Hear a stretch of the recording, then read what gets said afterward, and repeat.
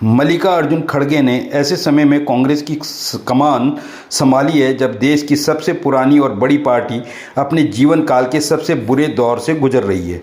कल राष्ट्रीय अध्यक्ष की कुर्सी संभालने के साथ ही मल्लिकार्जुन ने जो कहा वह इस बात का साफ संकेत है कि उनके नेतृत्व वाली कांग्रेस किस दिशा में काम करेगी। उन्होंने भाजपा की उस सोच को पदभार ग्रहण करते ही चुनौती दी है जिसमें भाजपा कांग्रेस मुक्त भारत की बात करती आई है।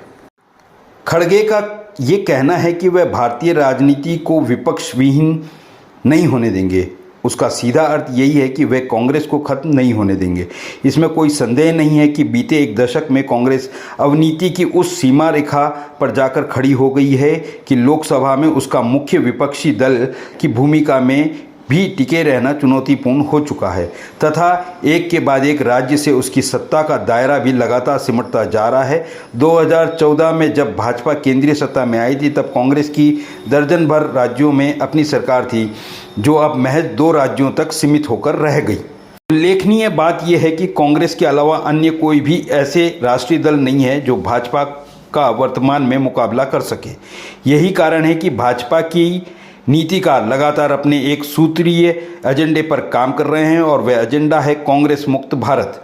भाजपा के नेता इस बात को बखूबी जानते हैं कि अगर कांग्रेस को ख़त्म कर दिया तो बाकी सभी से लड़ना और उन्हें ख़त्म करना कोई मुश्किल चुनौती नहीं होगी। अगर भाजपा की सोच विपक्षहीन सरकार की है तो ये देश की संवैधानिक व्यवस्था और लोकतंत्र के लिए एक बड़ा खतरा ही कही जा सकती है। भाजपा के नीतिकारों को भी इस बात को अच्छे से समझने की ज़रूरत है कि जब उस कांग्रेस की जिसने देश को इमरजेंसी जैसे हालत में धकेल दिया उसके बावजूद ख़त्म हो सकता है तो भारत के लोकतंत्र को की मजबूती को कोई चुनौती नहीं दे सकता। अन्य बात जो खड़गे ने कही वह है पार्टी के पदाधिकारियों के 50% पद पर 50 वर्ष से कम लोगों का होना। ये एक समय का चक्र है। समय के साथ चलकर ही कोई व्यक्ति या संगठन अपना वजूद बनाए रख सकता है। राजनीतिक दल अगर अपनी भावी पीढ़ी के नेताओं को आने वाले कल के लिए तैयार नहीं करेगा और बुजुर्ग नेता खुद रिटायरमेंट लेकर उन्हें आगे बढ़ने का मौका नहीं देंगे तो ऐसी स्थिति में किसी पार्टी का भविष्य बेहतर नहीं हो सकता है। भाजपा भी अब तक लालकृष्ण आडवाणी और मुरली मनोहर जोशी को पकड़े बैठी रहती तो वह आज की भाजपा नहीं हो सकती थी। बसपा जिसका वजूद अब दिनों दिन कम होता जा रहा है ने अगर अपनी दूसरी और तीसरी पंक्ति के नेताओं को आगे बढ़ाया होता तो उसका भी हाल वह ही नहीं होता जो है। कांग्रेस के दुर्दिनों के पीछे भी एक अहम कारण यही रहा है। अपनी पार्टी में युवाओं को अपना भविष्य नज़र नहीं आएगा तो वह उसे छोड़कर भाग ही जाएंगे और कांग्रेस में लंबे समय से यही हो रहा है। अब खड़गे युवाओं के लिए कैसे ज़मीन तैयार करते हैं यह आने वाला समय ही बताएगा।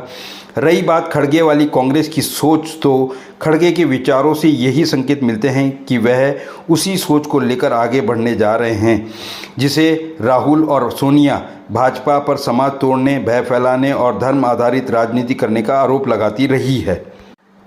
2024 का चुनाव और उसके परिणाम ये तय करेंगे कि खड़गे कांग्रेस को किस और किधर ले जा रहे हैं।